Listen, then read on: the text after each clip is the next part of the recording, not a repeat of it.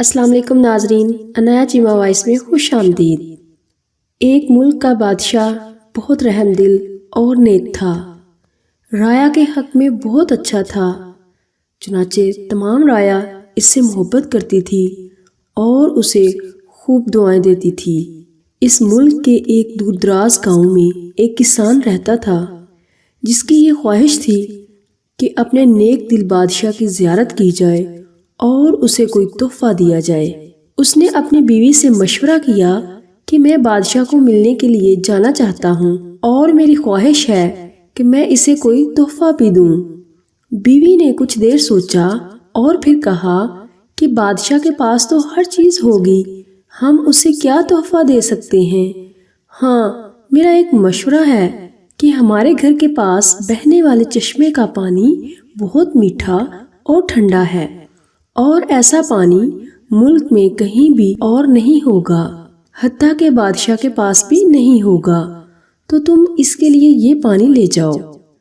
کسان کو یہ تجویز پسند آ گئی اور اس نے اپنے چشمے سے پانی کے 2 گھڑے بھرے اور اپنے گدھے پر لاد کر بادشاہ سے ملاقات کے لیے روانہ ہو گیا۔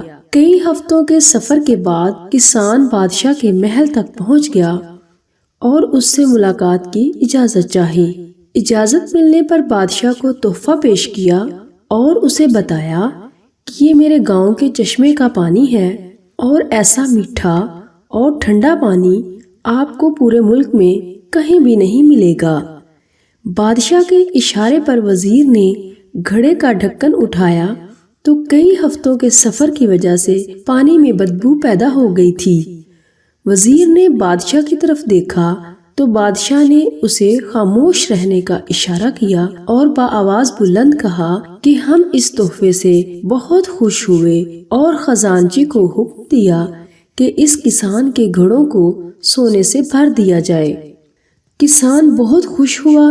بادشاہ نے وزیر کو بلایا اور چپکے سے کہا کہ پانی کو گرا دینا اور واپسی پر اس کسان کو اس راستے سے گزارنا جہاں سے ہمارے چشمے ہیں، تاکہ اسے علم ہو کہ ہمارے پاس پانی کے کتنے چشمے ہیں اور ان کا پانی کتنا ٹھنڈا اور فرحت بخش ہے۔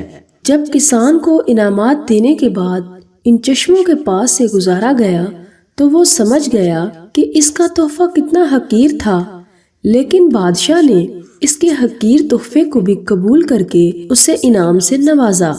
اس کے دل میں بادشاہ کے لیے محبت اور عقیدت اور بھی بڑھ گئی۔ تو دوستو، ہماری عبادات کا بھی یہی حال ہے۔ ہم جو ٹوٹی پھوٹی عبادت کرتے ہیں تو ہم اسے بہت اچھی سمجھتے ہیں اور اپنے مالک کے حضور پیش کرتے ہیں۔ ان عبادات کی حقیقت معلوم ہونے کے باوجود مالک الملک نہ صرف ان عبادات کو قبول کرتا ہے بلکہ انعام کے طور پر بیش بہا نعمتوں سے بھی نوازتا ہے، حالانکہ اسے ہماری عبادتوں کی ضرورت نہیں ہے۔ خالق کائنات کی عبادت کے لیے تو اس کے لاکھوں کروڑوں فرشتے ہی کافی ہیں۔ اللہ پاک سے دعا ہے کہ ہماری عاجزانہ انکسارانہ عبادات کو اپنی بارگاہ میں قبولیت کا شرف بخشے، آمین۔